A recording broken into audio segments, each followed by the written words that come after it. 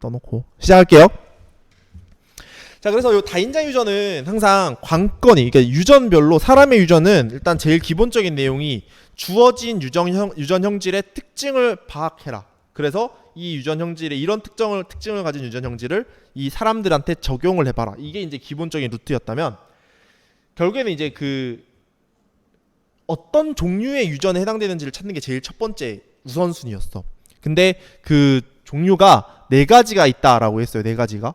그래서 그냥 일반적인 그 두 개의 우열관계 분명한 유전과 한 쌍 두 개는 똑같은데 우열관계가 불분명한 중간 유전과, 그 다음에 똑같이 한 쌍이긴 한데 여러 개의 대립 유전자로 구성되어 있는 복대립 유전과, 그래서 복대립 유전 같은 경우는 그 대립 유전자들 사이에 관계가 많이 생기니까 그들 사이에 우열관계를 매기는 게 가장 핵심적인 질문거리다라고 얘기를 했고, 다인자 유전은 기본적으로 여러 쌍의 유전자가 발생을 해요.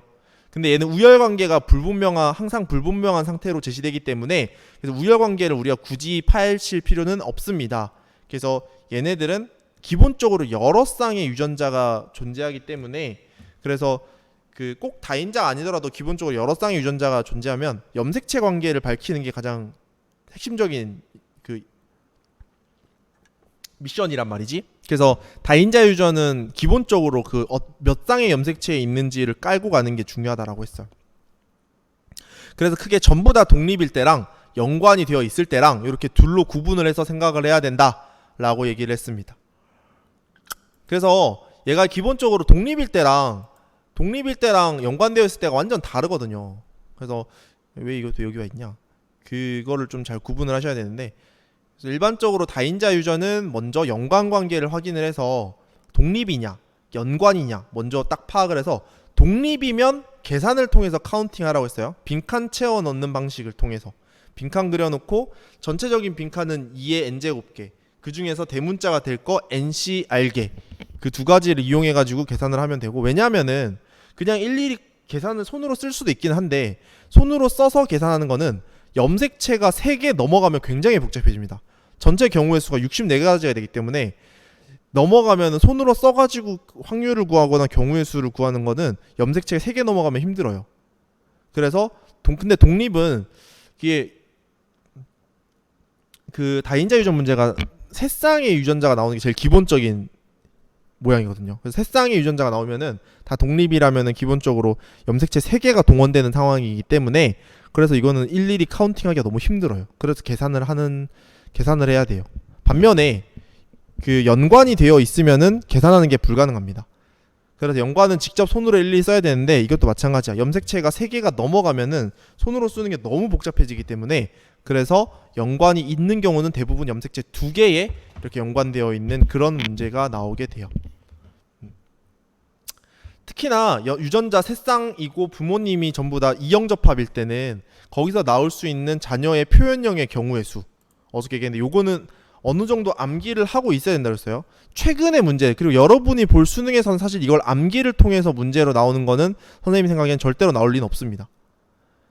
왜냐면은 지금 연관관계를 파악하는 게 연관이라는 내용이 교과서에 직접적으로 나오지 않기 때문에 이거를 연관 자체를 활용하는 문제는 조금 지양할 수밖에 없어요. 근데 어쨌든 여러분들이 기출문제를 풀면서 공부를 해야 되니까 그거를 위해서는 좀 기억을 하고 있으라. 그래서 유전자가 3쌍이 이렇게 있을 때 나타날 수 있는 결과물을 정리를 하면은 7, 753, 343, 요걸 약간 무슨 암호처럼 기억을 하시라고 했어요. 그래서 처음에 7은 전부 다 독립일 때 나올 수 있는 경우의 수, 대문자가 0개짜리부터 6개짜리가 다 나올 수 있기 때문에 총 자녀의 표현형의 경우의 수는 7개고, 그다음에 2개, 1개로 이렇게 2개의 염색체로 이렇게 연관이 되어 있을 때는 얘가 그 연관되어 있는 게 대문자끼리 있냐 대문자 소문자가 섞여 있냐에 따라서 상인 상반이란 용어를 쓴다라고 했어요. 교과서에서는 이제 빠져서 안 나오지만 그래도 뭐 맨날 같은 거 다른 거 할 수 없으니까 상인 상반이란 단어를 쓸게요. 그래서 부모님의 연관된 유전자가 둘 다 상인 연관일 때는 똑같이 7가지가 나온다고 했고, 그 다음에 한 명은 상인, 한 명은 상반일 때는 5가지, 둘 다 상반 연관일 때는 3가지밖에 안 나와요. 그 다음에 3개가 한꺼번에 연관되어 있는 경우들은 다 상인일 때랑 섞여 있을 때가 둘 다 상인이면 3가지, 상인 상반이 다를 때는 4가지, 또 둘 다 상반일 때는 3가지가 나옵니다. 그래서 요거를 어느 정도는 기억을 하고 활용을 할 수 있어야 되고요. 오늘은 기출 문제를 풀 거기 때문에 요게 많이 나오게 될 거예요. 그래서 그 암기를 좀 해두십시오. 자, 그래서 이제 처음에 시작을 할 때 얘가 독립이냐 아니면은 그 연관이냐에 따라서 방향성이 좀 많이 달라진다라고 했어요. 그래서 그걸 먼저 파악하고, 그걸 파악한 다음에 이제 결국에는 부모님의 유전자를 찾아야 자녀를 찾을 수가 있어요. 그래서 부모님의 유전자형이나 연관관계나 이 둘 중에서 문제에서 요구하는 사항들을 이제 찾는 거죠. 최근에는 이제 그 연관을 직접적으로 교과서에서 많이 언급하지 않으니까 유전자형을 조금 이제 많이 섞어서 얘기한다라고도 했는데, 그 유전자형은 진짜로 라지 A, 스몰 A, 라지 B, 스몰 B 이렇게 요구하는 것보다 일반적으로 다인자 유전 같은 경우는 유전자형은 그냥 동형접합 몇 개, 이형접합 몇 개 이런 수준에서 판단하는 경우가 훨씬 많아요. 알겠죠? 직접 유전자를 제시하지 않는 이상은 그냥 몇 쌍이다 이렇게 얘기하는 정도는 동형 몇 개, 이형 몇 개 이렇게 나오는 경우들이 많습니다. 그 다음에 이거를 찾는 이유는 결국 자녀를 찾으려고 하는 건데, 그 자녀를 찾을 때 결국 그 생식세포가 어떻게 만들어지냐를 찾아서 거기에 따라서 자녀의 경우의 수를 원하는 거를 찾으시면 되는 게 일반적인 다인자 유전의 순서입니다. 자, 그래서 한번 문제를 직접 풀어보면서 봅시다. 어디서부터 시작이냐? 혹시 어제 거를 못 들었거나 아니면은 들었는데 기억이 안 나서 도저히 모르겠다 그러면 또 그 구클에 유튜브에 올려놨으니까 여러분들이 또 잘 복습을 해보시길 바라며 이제 시작을 할게요. 2017년 대수능 문제입니다. 자, 그래서 먼저 유전형질 기억과 니은 두 가지가 있어요. 그러면은 일단은 요거를 보는 순간 기억은 어떤 형태의 유전, 니은 어떤 형태의 유전인지를 찾아라 라는 겁니다. 먼저 기억 같은 경우는 세 쌍의 대립 유전자니까 뭐예요? 세 쌍의 대립 유전자니까 기억이 다인자 유전입니다. 그리고 이 다인자 유전은 그냥 일단은 대립 유전자 쌍이 많으면 다 다인자인데, 그 중에서도 대문자에 의해서 대문자로 표시되는 대립 유전자에서 결정된다라는 조건을 깔아줬어요. 그쵸?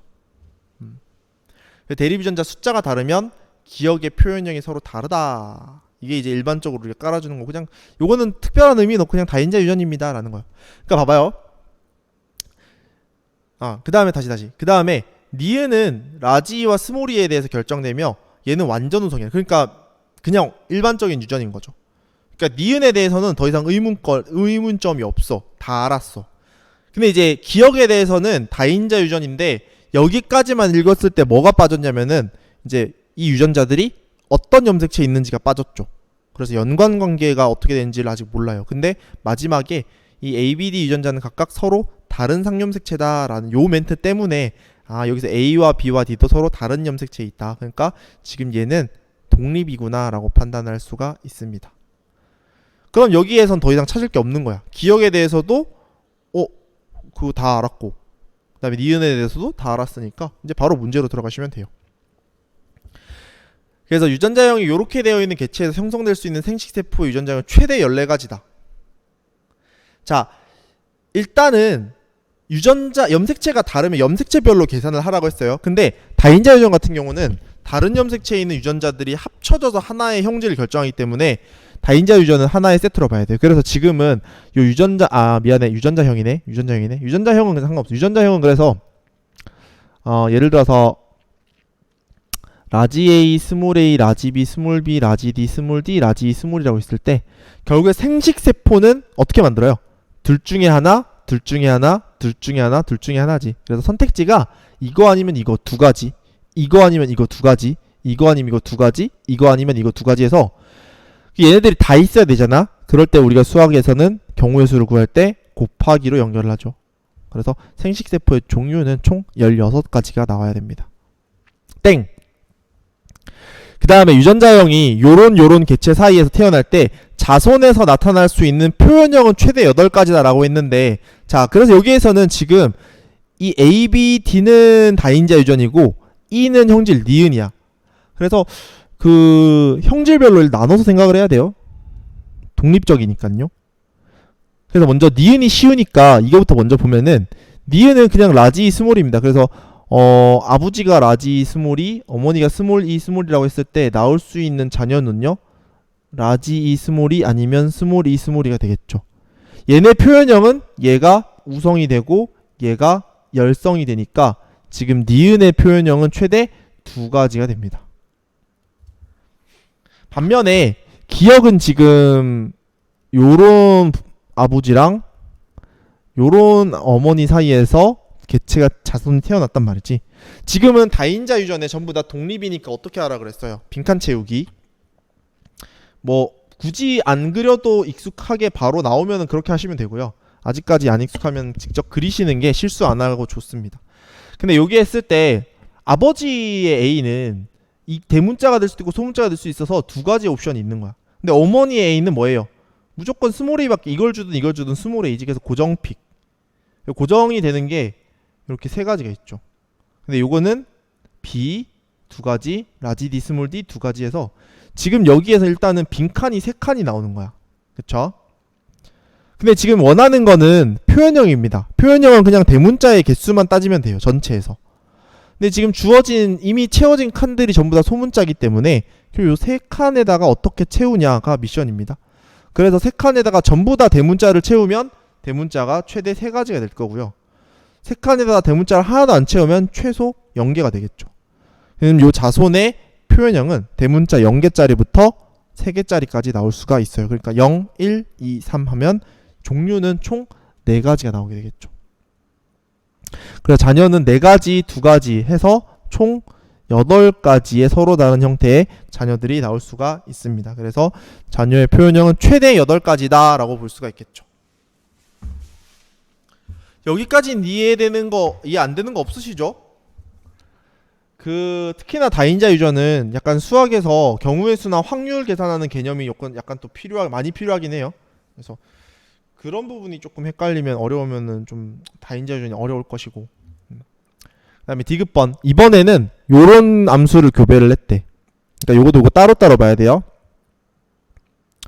자, 이 자손의 표현형이 부모와 같을 확률을 구하라. 그러니까 부모와 같은 거는 뭐냐면 대문자 3개면서 얘는 우성인 거. 그렇죠. 2개 다 신경 써야죠. 기역과 니은 둘 다 신경 써야죠. 요런 확률을 구하세요라고 했을 때 얘도 다른 염색체에 있고 그러니까 기역의 확률과 니은의 확률을 따로따로 보면 돼요. 쉬운 거 먼저 하세요. 쉬운 거. 그래서 니은부터 보면은 라지 스몰이에서 나올 수 있는 자녀는 대문자이, 소문자이, 대문자이, 소문자이라서 요렇게 이제 자녀들이 등장할 수 있게 되고 이 중에 이렇게 셋은 우성이고요. 얘 혼자 열성이죠. 그쵸? 그래서 자녀가 우성이 될 확률은 4개 중에 3개니까 4분의 3이 되겠죠. 기본적으로 여기서 나오는 결과는 암기를 하실 필요가 있어요. 되게 제일 기본 형태니까.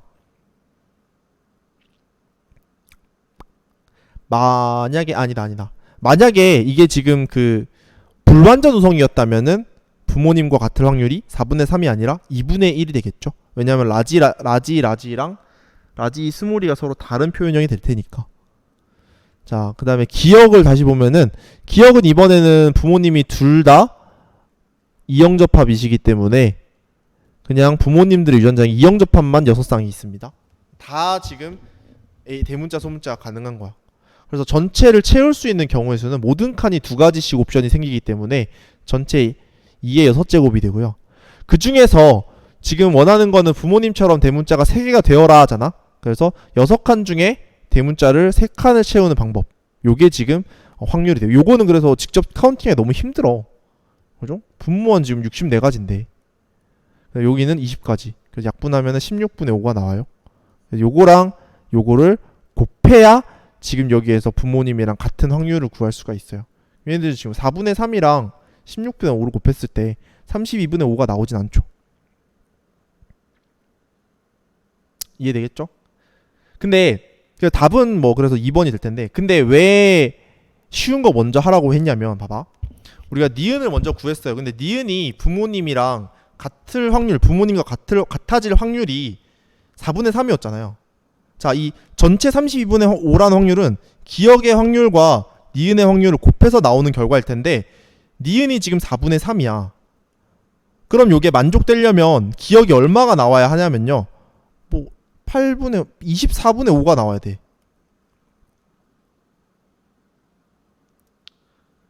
근데 기본적으로 이 분모는 4의 거듭제곱이 돼야 됩니다. 어저께 얘기했죠. 염색체 하나당 기본 나오는 경우의 수가 4가지씩 된다고요.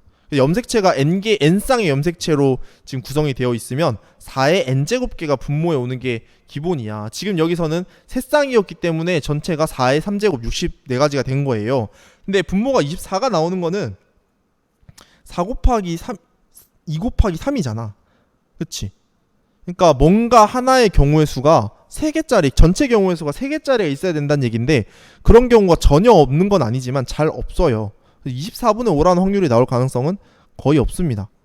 그래서 지금 얘는 니은만 풀고, 만약에 여러분들이 이거는 쉬우니까 그런데 하나의 확률이 구하기 굉장히 어려운 문제다, 못 풀겠다 라고 했을 때 쉬운 거 하나만 가지고 나머지 하나를 어느 정도 유추를 할 수도 있거든요. 그래서 항상 시간을 단축하기 위해서는 둘 중에 확률을 따로따로 구해야 될 때 무조건 계산하기 쉬운 것부터 먼저 처리를 하시는 게, 그럼 뒤에 건 조금 수월하게 넘어간 경우들이 많아요.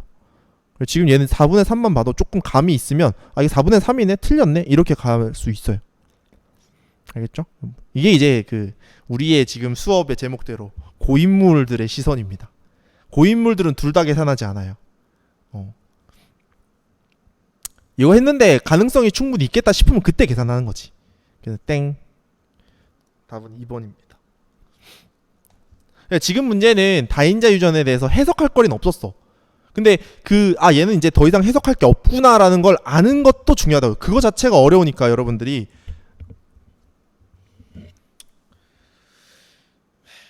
아시겠나요? 자, 다음 문제 한번 또 봅시다. 이번에는 자, 요까지만 보고 다음 문제는 직접 한번 풀어보세요. 17번 문제 같은 경우는 봐봐요. 이번에 유전 형질 이번에는 형질이 하나밖에 없어. 사람의 유전은 몇 개의 형질이 제시됐나를 또 잘 봐야 돼요. 하나밖에 없어. 그리고 이 형질은 3개의 유전자에서 결정이 돼요. A, B, D. 다인자 유전이네. 근데 여기서 중요한 멘트가 이겁니다. 2개의 상염색체 있으면 이거. 이게 그러니까 무슨 말이야? 유전자는 3쌍인데 얘네들이 실려있는 유전자 염색체는 2밖에 없대. 즉 하나의 염색체에는 유전자가 2쌍이 존재한다라는 게 되죠. 이렇게 뭐 A랑 B가 같이 있다고 치면 A랑 B, D 이렇게 있다는 얘기가 되는 거죠. 연관인 거야. 자, 그래서 가의 표현형, 이거는 기본적으로 깔아주는 멘트고요. 가계도의 구성원 1에서 6의 유전자형은 모두 다 이렇게 생겨요. 모두 다. 그 다음에 표현형은 없대요. 근데 뭐 표현형 필요 없죠. 다 이거면 다 대문자 3개짜리겠지. 자, 여기서부터 중요합니다. 5의 동생이 태어날 때면 1과 2 사이의 결과물이지. 1과 2가 결혼했을 때 이 아이에서 나타날 수 있는 표현은 최대 7가지. 반면에 6의 동생이 태어날 3과 4 사이에서는 최대 3가지랍니다. 이게 무슨 소리냐? 이게 결국은 봐봐. 지금 연관이라는 것까지는 알았어요. 근데 유전자형이 같더라도 연관 상태는 다를 수 있어. 똑같이 라지 A, 스몰 a, 라지 B, 스몰 b, 라지 D, 스몰 d라 하더라도 A랑 B가 연관됐다고 하면은 요런 식으로 연관된 사람이 있을 거고 또 요런 식으로 연관된 사람도 있겠죠. 결국에 이 조건들은 연관이 되어 있는 이 유전자들이 각각의 사람에서 어떤 식으로 연관이 되어 있는가에 대해서 얘기를 하는 겁니다. 이해되시겠어요? 지금 그게 없잖아. 유전자형까지는 있는데 연관관계가 없잖아. 그럼 연관관계를 찾아라가 미션인 거야. 알겠죠? 여러분들이 이렇게 다시요. 그 눈을 가지면 좋겠어요. 다인자 유전은 기본적으로 얘네들이 독립인가 연관인가, 그 다음에 연관이 부모님들의 유전자형은 어떻게 되냐, 그리고 만약에 연관이라면 이 유전자들이 어떤 식으로 연관이 되어 있는가, 이것들을 알아내는 게 중요한데 지금은 연관입니다 라고 제시가 됐고 유전자형은 라지스몰입니다 라고 제시가 됐지. 결국에 제시가 안 된 거는 연관 상태가 제시가 안 됐고요. 결국에 우리가 찾아야 되는 게 그 빠져있는 연관 상태가 되는 거야. 이해되시겠나요? 자, 그래서 지금은 2개 한계가 연관돼 있어. 그래서 선생님이 알려줬던 대로 7, 753, 343 중에서 2개 한계로 연관된 건 요 라인이야. 그래서 지금 요 중에서 5번 1과 2가 결혼했을 때는 자녀가 최대 7까지 나올 수 있다니까 지금 1과 2는 요런 상태입니다. 요게 뭐였냐면은 둘 다 상인 연관일 때였어. 그래서 1번과 2번은요 둘 다 A와 B가 연관돼 있다고 했을 때 이렇게 상인 연관이 되어 있는 요런 상황입니다. 반면에 6은 어때? 세 가지라 그랬지. 7, 7, 5, 3 중에 요거였죠. 3.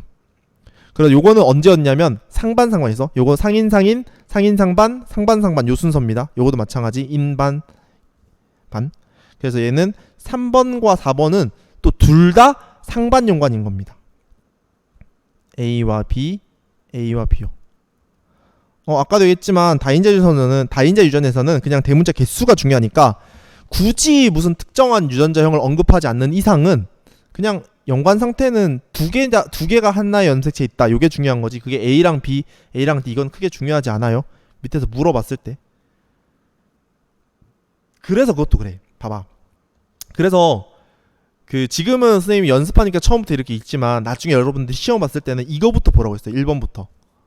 요 순서대로 가야 돼. 그래야 시간 단축을 할 수 있어. 그래야 불필요한 해석을 덜 할 수 있는데 그래서 다인자 유전 같은 경우는 여기에서 밑에서 구체적으로 뭐 A와 B가 연관이다 이런 구체적인 대립 유전자를 언급해주지 않는 이상은 위에서 연관 상태를 얘기할 때 A랑 B가 연관인지 A랑 D가 연관인지 고민을 할 필요가 없어요. 그러니까 그 고민을 해야 되냐 안 해도 되냐는 밑에 여기에서 제시된 대로 따라가는 거야. 그래서 밑에서 보고 시작을 하셔야 됩니다. 지금은 그런 얘기 전혀 없어요. A에 A자도 없고 영어 자체가 없어요. 그러니까 지금 누가 연관인지는 필요 없는 거야. 어떻게 연관이 되어 있는가만 물어보는 거야. 그래서 이 밑에 보기를 먼저 보고 시작하는 게 되게 중요해요. 그리고 또 보기 보면은 이런 말도 안 되는 거 있단 말이야. 복대립 유전자 이런 거 말도 안 되는 거 있단 말이야. 그죠? 요거는 이렇게 쉽게 그냥 땡 이렇게 날려버리면 되니까. 자, 그래서 봤을 때 6의 동생이 태어날 때 그럼 요 3번 4번에 대한 얘기죠. 요 커플입니다. 가와 표현형 6과 가의 표현형이 6과 다를 확률은 그래서 지금 둘 다 이렇게 되면은 구하는 거 다시 한번 해봅시다. 일단은 부모님의 생식세포의 종류를 구해야 돼. 지금 둘 다 똑같기 때문에 생식세포의 종류도 똑같을 겁니다. 그러면은 요런 상태의 생식세포를 구할 때 염색체별로 얘는 이거를 주던 대문자는 무조건 한 개예요. 그렇죠? 근데 여기서는 이거를 줄 때랑 이거를 줄 때랑 대문자가 한 개 또는 0개예요. 그럼 생식세포는 이렇게 두 개가 들어가니까 지금 3과 4에서 나올 수 있는 생식세포에는 둘 다 대문자가 한 개 또는 두 개가 있는 요런 사람들입니다. 그럼 엄마도 대문자를 한 개 줄 수도 있고 두 개 줄 수도 있고 아빠도 대문자 한 개 줄 수도 있고 두 개 줄 수도 있기 때문에 여기서 나올 수 있는 자녀는 대문자 두 개거나 세 개거나 세 개거나 네 개가 돼요. 근데 이 중에서 그 6의 표현형은 대문자가 3개인 거니까 지금 얘네들은 6과 표현형이 같은 거고요. 얘네들이 6과 표현형이 다른 애들이죠. 그래서 다를 확률은 2분의 1이다. 네, 맞는 말입니다. 이해되시겠죠? 그 다음에 5와 6 사이에서 아이가 태어날 때 이번에는 5와 6 그러니까 5와 6의 그 상태가 필요해. 근데 5는 여기에서 태어났으니까 여기에서 나온 애들이 그 유전자형이 라지 A, 스몰 A, 라지 B, 스몰 A 되려면 아빠한테 이걸 받고 엄마한테 이걸 받거나 엄마한테 하나씩 받아야 돼요. 그래서 5번은 엄마 아빠랑 마찬가지로 라지 A, 라지 B, 스몰 A, 스몰 B 그 다음에 라지 D, 스몰 D 요렇게 유전자를 가지고 있는 애가 될 거고 6번 엄마한테 요거 골고루 받으면은 6번은 똑같이 라지 A, 스몰 B, 스몰 A, 라지 B 그 다음에 라지 D, 스몰 D 요렇게 가지고 있는 경우가 될 거야. 그럼 여기에서 나올 수 있는 자녀의 표현형은 계산을 하셔도 되는데 사실 이것도 그거죠. 요 경우죠. 상인, 상반. 그래서 5개다. 그래서 요거는 기억으로 푸시는 게 좋은데 연습 삼아서 계산할게요. 연습 삼아. 그래서 요런 경우는 얘가 만들 수 있는 생식세포는 요거 1개 아니면 1개 요거 1개 아니면 0개니까 결국에는 얘는 1개 아니면 2개의 대문자를 자녀에게 줄 수 있는 경우고 얘는 여기 대문자 2개 0개 1개 0개니까 요렇게 구성을 하면 생식세포에는 요렇게 만나면은 3개 요렇게 만나면 대문자가 2개 요렇게 만나면 1개 요렇게 0개에서 이렇게 4가지의 경우가 생겨요.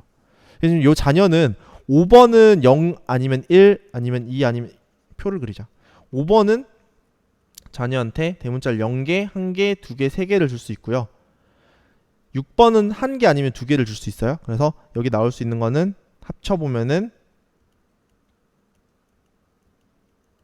요렇게 자녀들이 나올 수가 있고, 요 표현형은 1개짜리, 2개짜리, 3개짜리, 4개짜리, 5개짜리 총 최대 5개짜리의 표현형이 나올 수가 있습니다. 지금 디귿에서는 표현형의 개수만 물어봤기 때문에 표현형의 개수만 구할 때는 최대값 최소값만 구해도 어느 정도 맞아요. 지금은 5번이 줄 수 있는 제일 큰 거 3개, 6번이 제일 많이 주면 2개니까 자녀들이 최대 5개까지 가질 수 있고요. 반면 5번이 제일 조금 주면 0개, 6번이 제일 조금 주면 1개니까 자녀가 1개까지 가질 수가 있어요. 그래서 지금 요 둘 사이에서 나올 수 있는 자녀의 표현형은 1개, 2개, 3개, 4개, 5가지 총 5가지가 됩니다. 근데 만약에 확률을 물어보면 밑에 퍼내사각형 무조건 그려야 돼요. 알죠? 겹치는 것들이 있기 때문에 무조건 그려서 해석을 하셔야 됩니다. 자, 요런 게 다인자 유전입니다. 좀 감이 좀 오시나요? 한번 풀어봐야겠죠. 자, 요거 한번 해보시겠어요? 좀 쉽지는 않아. 요것도 쉽지는 않은데 그래도 한번 직접 해보세요. 3번. 네, 3번 문제 한번 고고.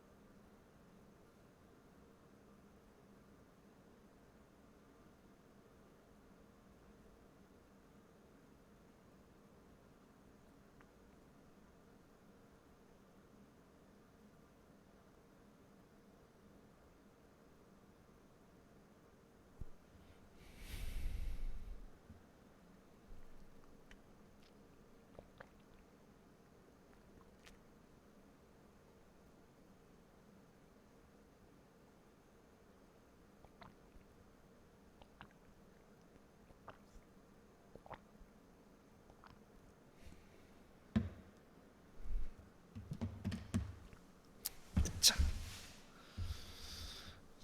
쉽지 않죠. 같이 한번 볼까요? 자, 15번 이번에는 유전 형질이 기억과 니은이 있어요. 그러면은 기억 따로 니은 따로 생각을 해야 합니다.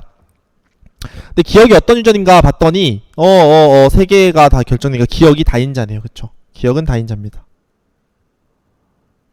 니은 봤더니 니은도 EFG 세 쌍이 다 결정해야 되는데 니은도 다인자예요.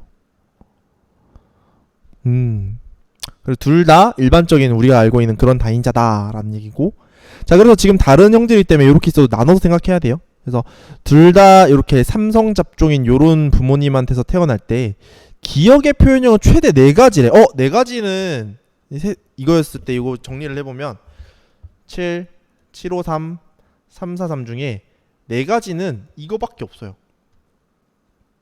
그러니까 이게 뭐였냐면은 여기 세 번째 줄은 3개가 다 한염색체 연관된 거고 중간에 있는 거는 상인 상반이 섞인 거야. 그래서 이때는 그 부모님 중에 한 사람은 상인 연관 A, B, D,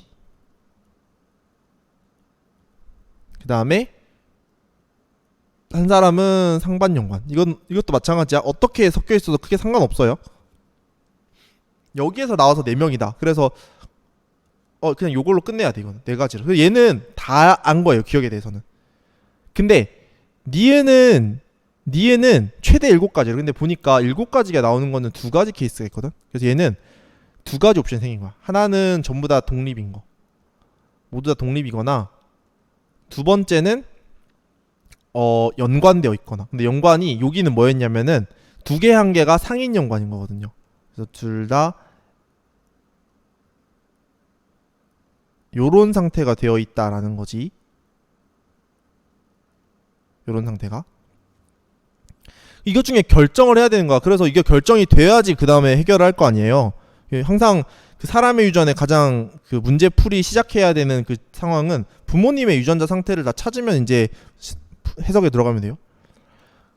근데 지금 얘는 이거냐 이거냐 결정이 안 된단 말이야. 그래서 그 다음 조건, 이 조건의 역할이 뭐냐라고 해서 얘는 왜 줬을까를 고민할 필요가 없이 요게 문제이기 때문에 요거 해결 방안이 이게 되는 거야. 알겠죠? 그러니까 또 하나의 또 고인물이 됐을 때 여러분들의 시선은 이거인 거야. 이렇게 조건이 났을 때 얘는 어디다 쓰는 거지에 대한 고민이 별로 없어. 일정 실력이 이렇게 올라오면 그게 없어야 돼. 왜? 어떤 유형에 대해서 내가 무슨 조건을 다 찾아야 된다는 게 명확하게 알고 있으니까 그 무슨 조건을 찾아야 되는지 명확하게 알고 있는데 지금까지 그게 충족되지 않은 게 결국 나머지 조건들을 통해서 찾아라라고 하는 조건이 될 수밖에 없거든요. 그리고 지금은 요 전줄까지 여기까지 읽었을 때 조건을 해석을 했을 때 여기에서 지금 알고 있는 요 해석이 되는 게 두 가지의 상황이 발생하니까 이 둘 중에 하나를 정리를 해야 되죠. 그 정리하는 도구가 마지막 조건이구나. 얘는 이거 결정하라고 준 거구나라는 걸 알 수 있는 거지. 그래서 그냥 둘 중에 하나라고 가정하시면 됩니다. 전에 했지만 유전에서 두 가지의 케이스가 나왔을 때 가장 일반적인 방법은 그냥 둘 중에 하나를 가정해서 얘가 맞으면 이게 정답이고 틀리면은 얘가 아니고 반대 게 정답이고 이렇게 해석을 하시면 돼요. 그럼 둘 중에 확률 구하기 더 쉬운 건 이거죠. 예를 한번 해봅시다. 전부 다 독립이라면 자녀는 6개의 유전자를 가질 수 있고 지금은 전부 다 라지스몰이니까 전부 모든 칸이 대문자 소문자 가능해요. 그래서 총 2의 6제곱인데 그 중에서 요런 유전자형이 되려면 모두가 다 소문자야 되지. 6칸 중에 대문자가 빵칸만 나와야 되죠. 그럼 얘는 64분의 1이 나옵니다. 그러니까 만약에 니은이 독립이어서 표현형이 7가지가 나왔다고 치면 그러면 확률이 16분의 1이 아니라 64분의 1이 나왔어야 될 거야. 모순이 생기죠. 너 얘가 아니란 얘기야. 얘가 아니니까 지금 요 상황이다. 이런 논리가 되는 거죠. 이해되십니까? 그래서 보시면 A의 부모 중 한 사람은 요렇게 연관된 염색체를 가진다라는 거죠. 그래서 여기서 이게 나왔으니까 여기 맞다 이렇게 되는 거고 역으로 있잖아요. 만약에 요렇게 해가지고 요걸 활용할 줄 몰랐어. 요걸 활용할 줄 몰랐다고 하면은 네 가지가 어떤 의미냐 결국에는 연관 상태를 찾으라는 것까지는 알겠는데 이게 어떤 연관인지 모르면 다 일일이 해볼 수는 없잖아. 그렇지? 근데 기억을 보니까 A와 B와 D가 연관되어 있는 염색체를 가진다? 그러면은 이게 있냐고 물어보는 것 자체가요 결국에는 이 세 개의 유전자가 한 염색체에 있을 가능성을 열어준 거거든. 그래서 이제 이거를 몰라서 직접 해보면서 네 가지가 되는 경우를 찾을 때요 이 케이스를 제일 먼저 해봐야 되죠. 일반적으로 많이 나오는 거는 두 개 한 개 요런 유전 연관이 제일 많이 나오긴 하지만 지금 기억에서 요걸 물어봤기 때문에 직접 내가 해가지고 네 가지가 나오는 경우를 찾으려고 한다면 세 개 연관된 것부터 먼저 시도를 해봐야 된다는 거야. 왜? 우리가 알고 싶은 거는 이게 맞냐 틀리냐가 우선이지 얘가 정확하게 어떻게 되겠냐가 우선은 아니거든요. 그래서 요게 있다고 치고 한번 쭉 풀이를 해보시면 조금 수월하게 볼 수가 있죠. 자, 그 다음에 니은을 결정한 유전자는 서로 다른 세 개의 유전자에 있다, 상염색체에 있다 아니었죠, 그쵸? 두 개가 연관되어 있으니까 이건 틀렸고요. 그 다음에 A에서 기억과 니은의 표현형이 모두 부모와 다를 확률은 4분의 3이다 라고 했는데 둘 다 연관되어 있기 때문에 직접 계산을 해야 돼요. 근데 얘가 좀 더 쉽습니다. 왜냐면 얘는 염색체가 하나밖에 없거든요. 그래서 여기서 나올 수 있는 대문자는 요거를 줬을 때는 3개, 요거를 줬을 때는 0개고요. 이쪽에서는 요거를 줬을 때는 2개, 요거를 줬을 때는 1개입니다. 요 둘이 결혼을 하면요. 이 사람은 대문자를 0개를 주거나 3개를 주고요. 이 사람은 대문자를 1개를 주거나 2개를 줘요. 자녀는요. 1개, 2개, 4개, 5개가 나오죠. 그러니까 여기에서 부모랑 다를 확률을 구하래. 근데 부모는 지금 표현형이 대문자가 3개거든요. 이 중에 대문자 3개인 사람은 없죠. 그러니까 기억이 부모와 다를 확률은 그냥 1입니다. 1. 됐어요?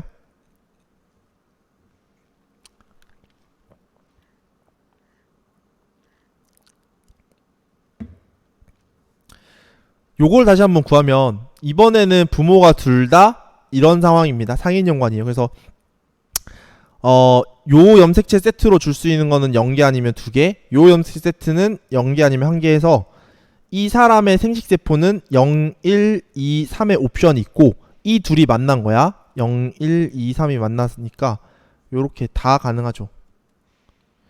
여기에서 이 16칸을 다 쓸 필요는 없고 부모랑 다른 거니까 다른 거는 다른 거 찾는 것보다 같은 거 찾는 게 편하죠. 그래서 여기서 대문자 3개 나오는 게 요거 1, 2, 2, 1, 0, 3 요거 4개밖에 없어요. 그러니까 나머지는 전부 다 부모님이랑 다른 거죠. 16칸 중에 4칸은 부모님이랑 같은 거고 그럼 나머지 16칸 중에 12칸이 부모님이랑 다른 표현형을 가지는 애들이 되니까 요 약분하면 확률은 4분의 3이죠. 그래서 4분의 3이다. 답은 4번입니다.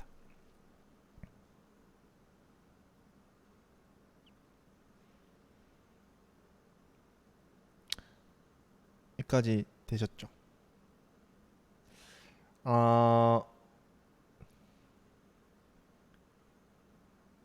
음.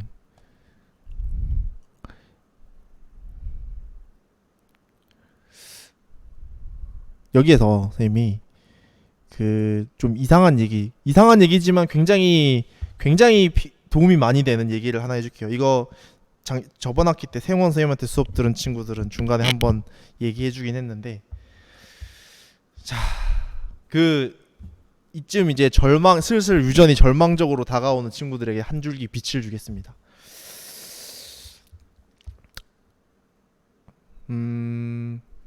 뭐냐면 유전 찍는 법, 유전 찍기. 그냥 이거 뭐 저런 게 있어요. 이렇게 그냥 넘길 친구도 넘겨도 돼요. 근데 생각보다 이게 높아요. 적중률이 높습니다. 자, 한번 들어봐. 굉장히 논리적이야. 이게 이제 생명과학이 20문제가 있잖아요. 20문제가 있는데 얘네들이 봤을 때 이 20문제들이 모두 다 똑같은 게 아니야. 뭐가 있냐면 이 중에서 한 10문제에서 12~13문제 정도는 그냥 여러분 점수 깔아주는 역할을 하는 거야. 기본적으로 한 30점 정도까지는 3등급 4등급 정도까지는 일단은 만들어줘. 그래서 친절해 문제들이. 왜냐면 평균 너무 많이 또 낮아지면은 너무 어렵다 막 이러면 항상 시험 끝나고 평가원장 그 선생님이 이게 쳐맞잖아. 그치? 그래서 어느 정도 이렇게 만들어줘야 돼. 그래서 걔네들은 그냥 점수를 주는 문제들이야. 점수를 주는 문제들. 일반적으로 뭐 그냥 비유전이라던가 유전에서도 좀 쉬운 거, 유전에서도 2점, 유전 쉬운 문제, 상대적으로 쉬운 문제들, 이런 것들은 약간 깔아주는 문제들이야. 그래서 이런 것들은 꼼수가 없어요. 왜냐면은 선지 구성할 때 그렇게 고민을 하지 않는다고, 출제자들이. 근데 이 킬러들이 있으면 킬러와 준킬러, 여러분들의 1등급과 2등급, 요거는 이제 요것도 너무 쉽게 허용을 해주면 또 1등급이 이게 터진단 말이지. 그죠? 그래서 얘네들은 한 5~6문제 정도는 등급을 가르기 위한 역할을 하는 애들이 있어요. 그러니까 얘네들은 어려워야 돼. 근데 얘네들은 이제 일반적으로 전도 문제, 흥분 전도 문제라던가 아니면은 유전에서도 좀 상급 난이도,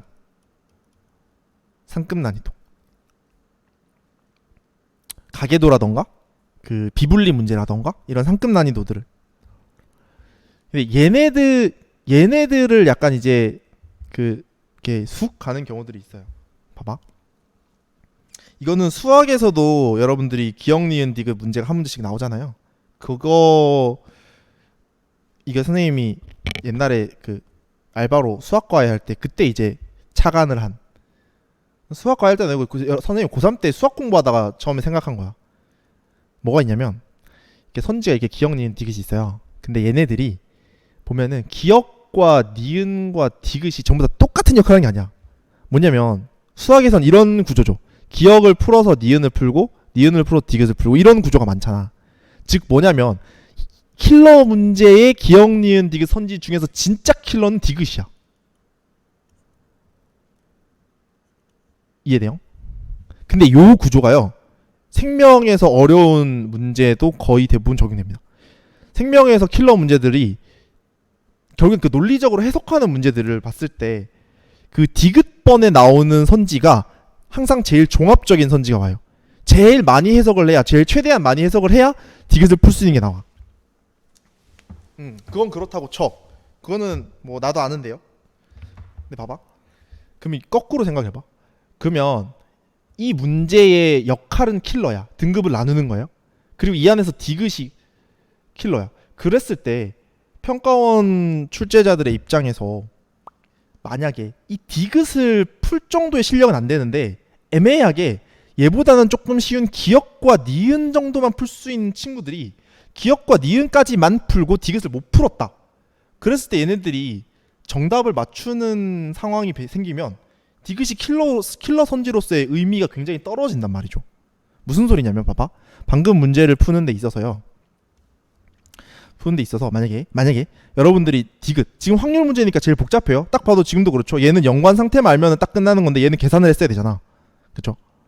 이게 뭐 벌써 몇 년 전 문제라 가지고 전체적인 문제 난이도는 쉬워 보이지만 당시에는 어려웠다고. 그래서 근데 만약에 기억은 단순하게 그냥 연관 상태까지만 알고 확률 계산 못하는 애가 딱 이 계산을 했어.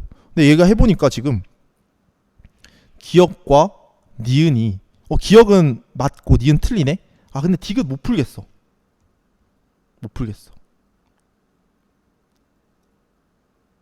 아니다. 미안해. 다시. 지금 요거랑 그냥 별개라고 해봐. 그냥 기억과 니은을 풀었는데 만약에 기억도 맞고 니은도 맞는 거야. 근데 디귿을 못 풀겠어. 그럼 이제 여러분들이 찍어야 되잖아. 이거는 확실해. 이거는 지금 상황을 가정하면은 기억 니은까지 내가 진짜 맞게 풀었어. 근데 디귿은 못 풀겠어요. 그럼 이제 뭐 수능에서 여러분들이 못 풀었으니까 양심적으로 비워두자 이러지 않을 거잖아. 분명히 찍을 거잖아요. 몇 번을 찍겠어요? 몇 번을? 이 상황이라면? 상황 이해되십니까? 내가 기억 맞고 니은 맞네. 모르겠다. 그럼 찍어야지. 그럼 찍을 수 있는 번호가 3번밖에 없죠. 왜? 얘는 니은 틀렸다 그래. 얘는 기억 니은 둘 다 틀렸다 그러고 얘는 니은 틀렸다 그러고 기억 틀렸다 그러고. 그러니까 내가 지금까지 기억 니은까지 푼 거를 보면은 얘밖에 답이 없어. 그러면 얘는 그냥 연관 상태까지밖에 해석을 못했는데 확률은 전혀 계산을 못했는데도 정답을 맞추게 되잖아요. 이거밖에 없잖아요. 디귿을 못 풀어도 정답은. 이해되세요? 이런 사태가 벌어지면 안 된단 말이야. 출제자들 입장에서. 그러니까 이런 사태가 벌어지지 않으려면 지금 봐봐요. 지금은 기억이 맞고 니은이 틀렸잖아. 이 문제는. 그래서 내가 디귿을 못 풀었어. 그러면 이제 찍자라고 했을 때 선택지는 어떻게 됩니까? 얘만 있는 게 아니라 얘도 있죠. 그쵸? 디귿이 맞다면은 4번이 답일 거고 디귿이 틀리면 1번이 답일 거란 말이야. 이해되세요? 그러니까 왜 그러면 그게 어쩌라고요? 그래서 어쩌라고요? 기억 니은 풀었는데 디귿 못 풀면 어차피 찍어야 되잖아요. 근데 그거를 역으로 생각한 거예요. 역으로. 지금 디귿을 못 풀었을 때 결국에 두 개의 고민이 남는 거는 뭐냐면 기억 니은은 똑같은 상황에서 디귿이 동그라미거나 디귿이 X인 그런 선지 구성이 있어야지만 보기가 있어야지만 그래야 여러분들이 고민을 하게 돼요. 디귿을 못 푼 친구들이 그래도 기억 니은은 풀었으니까 진짜로 못 푼 애들에 비해서는 뭐 좀 그 메리트는 있어야 되니까 둘 중에 하나를 골라라 이런 상황이 된단 말이지. 그래도 디귿을 킬러를 못 풀었으니까 네가 100%로 정답을 맞출게 할 수는 없어. 이런 상황인 거야. 이 생각을 뒤집어서 생각하면 그럼 정답인 선지는 이런 식으로 구성이 될 수밖에 없겠죠. 이걸 어떻게 쉽게 볼 수 있냐면 디귿이 없다고 생각해. 왜냐면은 디귿이 없다고 생각하면 디귿을 지우면은 이 두 선지는 요 두 개가 똑같잖아요. 그렇죠? 그래야지 디귿에 대한 고민이 생긴단 말이야. 그래서 이 문제를 풀기 전에요. 쓱 스캔을 했을 때 디귿을 지웠다고 생각을 했을 때 두 개의 선지가 똑같이 생긴 선지가 있어야지 킬러 문제에서는 여러분들에게 고민할 여지를 줄 수 있습니다. 지금 그렇게 구성되어 있는 게 1번과 4번밖에 없죠. 다르게 생각하면 정답은 1번, 4번 중에 하나입니다. 그래서 만약에 여러분들이 시간이 없어, 막 이제 가계도 문제를 푸는데 시간이 1분 남았어. 1분 만에 못 풀잖아요, 수능 보는데. 그럼 찍어야지. 그냥 빈칸으로 되지 않을 거냐. 그 중에 뭘 찍냐. 만약에 딱 보기가 이렇게 있다, 그럼 뭘 찍냐라고 했을 때 1번, 4번 중에 무조건 찍어야 돼요. 그러면은 둘 중에 답이 있어요. 지금까지 그 킬러 문제에 한해서는 약간 준 킬러는 애매한 애들은 그 정도는 아닌 경우도 있었는데, 킬러 문제들에 한해서는 단 한 번도 이 규칙을 어긋난 적이 없어요. 평가원과 수능 시험에서는. 뭐 교육청이나 이런 모의고사 말고. 그러니까 그 중에 하나 찍으시면 돼요. 근데 뭐 아직까지 그런 일이 벌어지지 않았는데, 근데 그런 일이 분명히 벌어집니다, 여러분들이. 네. 그래서 그거 한번 잘 생각해 보시고, 그 다음에 또 하나는, 이게 만약에 진짜로 시간이 부족해서까지는 아니지만 어쨌든 간에 그렇게 좁혀서 1번, 4번 중에 하나 같은데, 그러면 또 역으로 생각하면은 기억은 맞고 니은은 틀리다는 거야. 그러니까 기억이 맞대. 그러면 자동으로 3년관이구나라고 알려주는 거고, 니은이 틀리대. 그럼 이거 계산 16분의 1 계산 안 해도 얘가 틀리고 이거구나라고 힌트를 얻어갈 수 있다고요. 그래서 시간 단축할 수도 있어요. 약간 야매긴 하지만 정상이. 근데 이게 이렇게 했을 때 좀 어려운 문제들은 그냥 찐으로 풀면은 막 10분씩 풀리고 이런 문제들도 종종 있거든요. 그런 경우들은 차라리 이렇게 해서 약간의 리스크를 안고 미리 답을 낸 다음에 그래도 시간이 남으면은 다시 정확하게 맞는지 확인을 해 다시 풀어보는 게 이득일 것 같아요, 선생님 생각엔. 그래서 선생님이 처음에 시작할 때 문제 요거 먼저 보고 요거를 봐야 돼요라고 했는데, 근데 진짜로 급하면은 요거부터 보세요라고 했던 게 이거야. 어려운 킬러들은 이거 보면은 어느 정도 좁혀지는 경우들이 있거든요.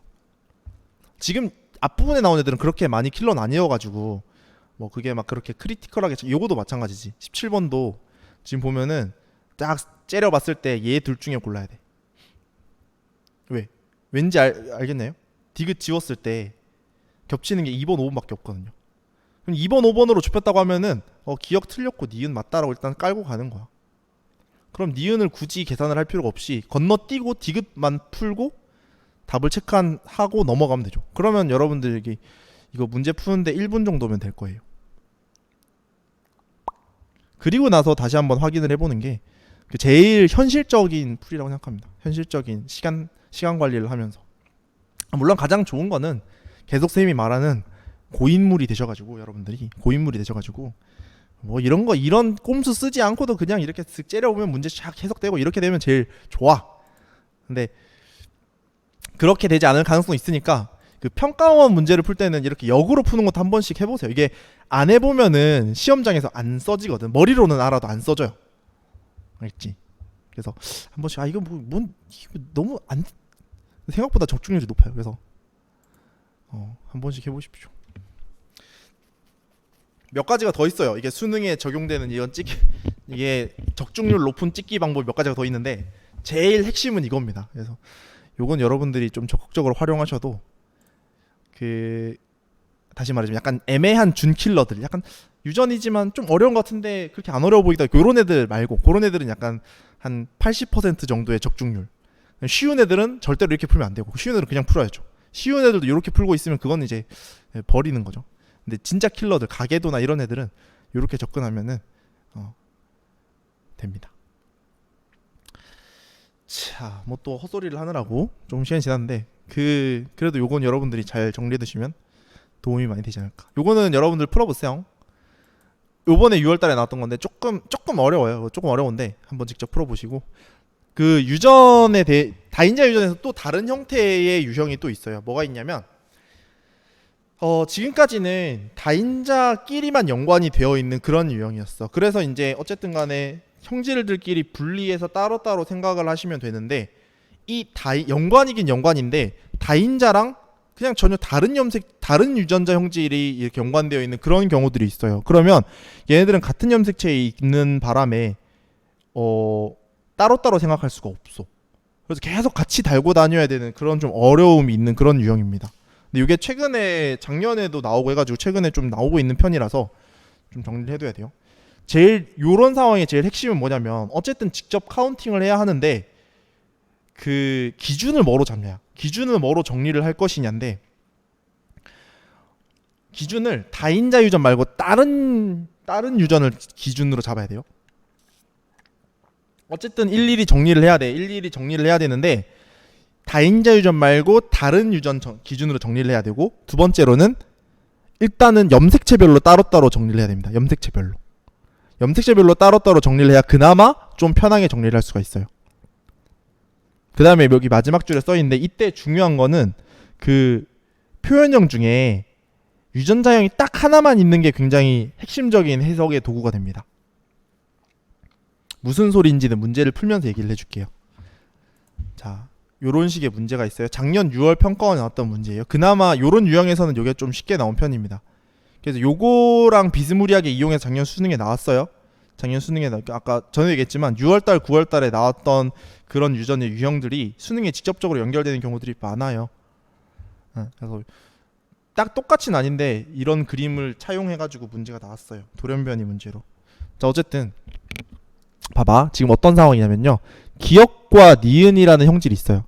기역은 일단은 라지 스몰이 일단은 한 쌍에서 결정되며, 유전자형이 다르면 표현형이 다르다. 이게 무슨 표현이었지? 유전자형이 다르면 표현형이 무조건 다르다는 거는, 지금 기역은 중간 유전입니다. 불완전 우성이에요. 그 다음에 니은은 3개의 유전자에서 결정되니까 니은이 다인자 유전이죠. 다인자 유전인데, 요거는 맨날 하는 얘기. 자, 근데 지금 보니까 A라는 거랑 B라는 게 서로 다른, A는 이제 기억을 결정하는 유전자고 B는 니은을 결정하는 유전자였는데, 지금 A랑 B가 같은 염색체에 연관이 되어 있어. 그러다 보니까 앞에서 했던 것처럼 그 기억 형질 따로 니은 형질 따로 이렇게 계산하는 게 불가능한 거야. 왜? 같이 다니거든. 그래서 이번엔 이런 상황에서는 기억 따로 니은 따로 할 수가 없어요. 그래서 정리를 누구 기준으로 하냐고? 염색체별로 기준을 나눠서 정리를 하세요. 염색체별로. 근데 그때 정리를 할 때 저 중간 유전 기준으로. 봐봐, 어떤 식으로 할 거냐면은, 그래서 먼저 얘는 A랑 B가 섞여 있잖아요. 근데 A는 이제 기억을 결정하는 유전자니까, 대립 유전자니까 A는 그냥 남겨두되, B는 다인자 유전이잖아요. 다인자 유전은 뭐가 중요했어? 다인자 유전은 B냐 D냐 E냐가 중요한 게 아니라, 다인자 유전은요, 대문자냐 소문자냐만 중요한 거였어. 그러니까 요 두 개의 염색체를 선생님이 어떻게 정리할 거냐면은, 가와 나에서 얘는 하나가 대문자 A의 라지 A의 대문자 0개, 소문자 A의 대문자 1개, 요런 식으로 정리할게요. 염색체를. 나는 라지 A의 대문자 1개, 스몰 A의 대문자 0개, 요런 식으로 정리할게요. 그래서 요거를 가지고 자녀들이 만들어질 수 있는 경우의 수를 이렇게 써보면, 가는 요걸 줄 수 있고요, 나는 요걸 줄 수 있어요. 그래서 요렇게 매칭이 되면 요렇게 요렇게 자녀들을 정리할 수 있어. 요거 이해되겠어요? 얘는 지금 A끼리 계산한 거고, 얘는 다인자니까 대문자 더하기만 한 거야. 0 더하기 0, 1 더하기 1 이렇게 나온다는 거죠. 근데 문제는 여기서 자녀가 끝나는 게 아니라, 다인자 유전은 지금 B만 가지고 결정되는 게 아니라 DE도 있어야 되거든요. 그래서 DE를 또 따로 계산해 볼게요. DE 같은 경우는 가는 대문자만 세보면 또 2개 아니면 0개입니다. 나는요, 1개 아니면 1개요. 그렇죠? 그래서 이 둘이 만났을 때 대문자가 1개거나 3개가 되는 거야. 지금 염색체별로 자녀들을 정리하면은 AB 염색체는 요런 자녀가 나오고 DE 염색체는 요런 자녀가 나와요. 결국 이 둘이 합쳐져야 자녀의 전체가 나오는데, 그때 이거를 정리를 할 때 이제 마지막으로 정리를 하는데, 정리를 누구 기준으로 하냐면 얘 기준으로. 봐봐요. 얘가 라지 A라고 하면은 이때는 이쪽 대문자는 1개밖에 없고요. 그 다음에 D의 대문자는 1 또는 3이야. 그래서 총 여기에서는 라지 A면서 대문자 2개를 가지는 자녀가 나올 수 있고, 라지 A면서 대문자 4개를 가진 자녀가 나올 수도 있지요. 지금은 얘가 중간 유전이었기 때문에 라지 A, 라지 A랑 라지 스몰 A의 표현형이 달라서 따로따로 정리를 하셔야 돼요. 그 다음에 라지 스몰이 있을 때 요때는요 여기에서 대문자 0개짜리도 있고요 대문자 2개짜리도 있어요. 얘는 똑같이 얘는 1개 아니면 3개입니다. 그러면 이렇게 만났을 때 이거는 그냥 생략할게요. 라지 A 스몰 A면서 대문자가 1개인 경우 3개인 경우 1, 2도 3개죠. 3개인 경우 2, 3, 5개인 경우 이렇게 나와요. 그러니까 얘는 표현형이 어차피 똑같으니까 여기서 표현형 2가지가 나오고요. 여기서 표현형이 3가지가 나와요. 그 다음에 마지막 요거 있죠. 만약에 얘가 기억이 스몰 a라면은 그때는 대문자가 1개 딸려 있고요. D한테 또 1개 또는 3개를 받아요. 그럼 얘는 스몰 a면서 대문자를 2개를 가진 애거나 스몰 a면 대문자를 4개를 가진 애가 나올 수 있죠. 종류가 총 2가지가 됩니다. 그래서 얘네들 같은 경우는 대문자 개수가 같아도 요 기억 표현형이 다르기 때문에 전체 표현형이 다른 애들이 되거든요. 그래서 이렇게 봤을 때 전체 지금 표현형을 봤을 때 다 총 전체 표현형의 가지수는 7가지다. 이렇게 계산을 할 수가 있는 그런 유형입니다. 정리 이해되시겠어요? 다시 한번 해볼게요. 얘는 일단은 염색체별로 먼저 정리를 하는 게 편해요. 일단은 그 형질별로 묶지 말고 앞에서 다른 염색체 있을 때는 그냥 형질별로 따로따로 계산을 했어. 근데 지금은 염색체별로 일단 정리를 하고 그 다인자 유전은 계속 BD를 딸고 그 BD를 쓰면서 들어가면 너무 복잡해지기 때문에 다인자 유전은 그냥 대문자 개수로 숫자로만 처리를 했어요. 그래서 마지막에 최종적으로 표현형은 이 두 가지 표현형을 다 합쳐야 자녀의 표현형이 나오는데 그때 이제 다인자 유전끼리 합쳐서 더하기를 해야 진짜 최종 표현형이 나와요. 근데 그 개수를 정할 때 요 다인자 유전이 아닌 표현형의 형질 위주로 정리를 했습니다. 만약에 얘가 완전 우성이었다면은 요거 두 개 결국 같은 표현형이 되니까 묶어야 되죠. 그냥 우성이면서 대문자 1개, 2개, 3개, 4개, 5개. 지금 여기서는 겹치는 유전자가 그 대문자 개수가 없기 때문에 그냥 우성일 때 5가지, 열성일 때 2가지 해서 7가지 똑같이 나오긴 하는데 만약에 여기서 똑같이 뭐 대문자 개수가 겹쳤다면은 뭐 그만큼 개수가 빠지겠죠. 그리고 또 하나 앞에서 중요하다라고 했던 게 뭐가 있었냐면요. 요 유전자형이 하나만 존재하는 표현형이 기준이 돼야 된다라고 했을 때 무슨 말이냐면은 지금 유전자형이 하나밖에 없는 게 얘네들이 있어요. 얘랑 얘. 지금 얘는 2가지가 있잖아. 라지 스몰 a는 딸려 나오는 게 2가지가 있어요. 왜냐면 얘가 혼자밖에 없으면 전체 요 표현형이 2가지라는 건 누구 때문에 결정된 거냐면은 얘 때문에 결정된 거야. 왜 얘는 대문자 종류가 하나밖에 없기 때문에 이게 몇 가지냐라는 거 관점에서는요 아무런 영향력이 없어요. 1개 아니면 3개 이렇게 끝나는 겁니다. 그래서 얘가 2가지였기 때문에 그래서 얘도 그냥 얘가 2가지였기 때문에 얘네들은 2가지 이렇게 끝나는 거예요. 요거를 알면 사실 굳이 계산 안 해도 얘는 하나밖에 없으니까 얘는 대문자의 라지 A 2가지, 라지 스몰 A도 2가지, 라지 A 스몰 A만 직접 계산을 하시면 됩니다. 그래서 요 정도 논리가 얘한테 필요한 거고요. 근데 얘네들이 문제가 이게 그나마 쉬운 거는요. 두 사람의 연관 상태와 유전자형을 다 알려줬기 때문이야. 뒤에 나오는 그 전에 나왔던 문제들은요. 그 사람마다 유전자형을 안 알려줬어요. 안 알려준 게 조금 이제 문제가 됩니다. 그래서 그렇게 조금 그게 조금 어려운 거고 그 요 17번 문제가 그래서요. 여러분들이 한번 해보시면 요게 아까 문제랑 되게 비슷한 선상에 있는 문제인데 훨씬 어려워요. 왜 그러냐면 지금 여기서는 똑같은 상황입니다. 가는 A, 그 다음에 BD 그래서 P가 이렇게 있으니까 P한테 A랑 B가 연관이 되어 있고 DY가 연관이 되어 있으니까 다른 사람들한테도 똑같이 A랑 B가 연관이 되어 있어야 돼요. 근데 그게 대문자, 소문자끼리 연관이 되어 있는지는 그거는 이제 달라질 수 있는 거죠. 상인인지 상반인지는 사람마다 달라질 수가 있는 거야. 근데 지금 아까 문제랑 다른 거는 여기선 이 여자 Q가 염색체 유전자를 어떻게 가지고 있는지도 모르고 심지어는 유전자형도 몰라요. 그러니까 여기다가 어떤 유전자를 채워야 될지가 전혀 나와 있지 않기 때문에 요 11번 문제는 굉장히 좀 많이 어렵습니다. 그 당시에 가계도를 제치고 오답률 1위를 찍었던 문제예요, 이게.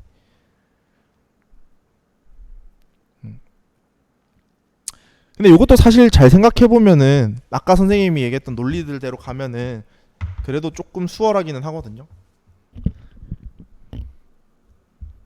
근데 만약에 이거 이제 시간 다 됐으니까 요거는 뭐 직접 한번 풀어 보시고요. 요것만 해볼게.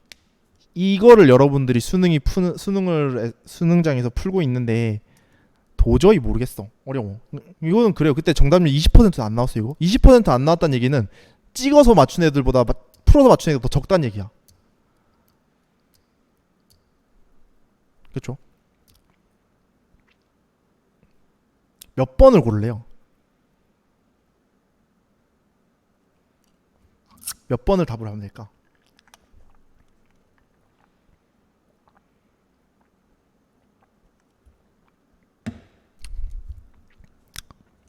아까 선생님이 쓱 이렇게 해줬던 얘기를 잘 생각해봐.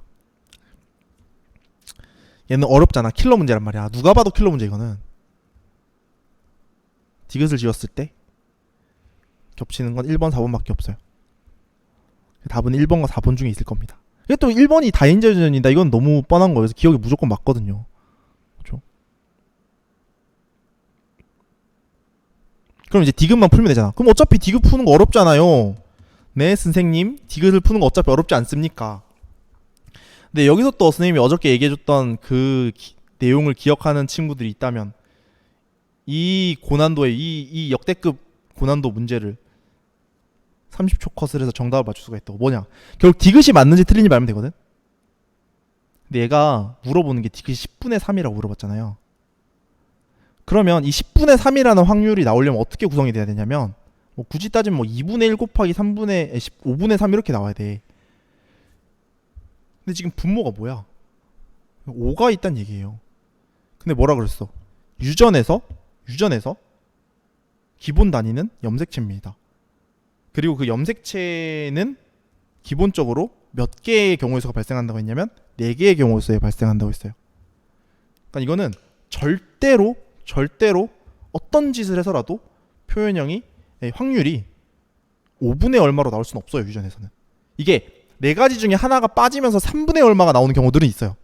근데 5분의 얼마라는 건 4가지 경우에다 추가적으로 뭔가 얹은 거잖아. 이거는 불가능해요. 전체 경우의 수가 4가지가 맥시멈이야. 그러니까 5분의 얼마라는 확률이 나오면은 그냥 무조건 틀린 겁니다. 그래서 얘는 이게 해석을 못해도 지금 이게 말이 안 돼. 그래서 답은 1번이에요.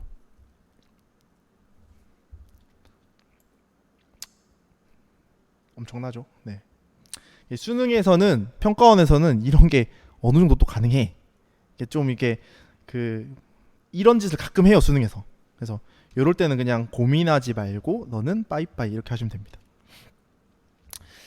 근데 이게 직접 정석적으로 풀면은 좀 어려워요. 그래서 뭐 시간 지났으니까 풀면 시간 많이 걸리니까 요거는 한 번씩 또 풀어보도록 하시고, 어쨌든 오늘 다인자 유전을 끝내고 싶었는데 뭐 좀 오래 걸렸네요. 근데 다인자 유전은 여러분들이 처음에 공부하기가 많이 어려워요. 근데 어느 정도 좀 방법에 익숙해지고 나면은 대문자 개수 구하는 방법에 익숙해지고 나면은 또 거기서 거기야. 이게 가계도가 어려운 건 맞아요. 가계도나 돌연변이 어려운 이유는 어디로 튈지 모르기 때문에 어려운 거고, 그래도 뭘 해야 되는지 명확한 것들은 지금 당장은 어려워도 이게 여러분들이 수능 볼 때까지 연습을 하시면 그때까지 수능 볼 때는 어렵지 않아요. 그래서 다인자 유전은 그런 부류에 속합니다. 처음에 공부할 땐 어려운데 다인자 유전이나 앞에 DNA 상대랑 같은 애들은 처음엔 어려운데 이게 변형이 그렇게 다이나믹하게 될 여지가 별로 없기 때문에 그 핵심적인 기본 논리만 여러분들이 딱 튼튼하게 잡고 있으면 그렇게 많이 어렵진 않아요. 알겠죠? 그러니까 지금 어려워도 반복해서 했던 것도 해보고 하면서 기본 뼈대랑 그 논리를 잘 한번 잡아보십시오. 알겠죠? 네. 오늘은 여기까지 하도록 하겠습니다. 네. 고생하셨습니다. 안녕히 가세요. 뭐야? 민재 왔나? 근데 인원 체크를 못했네.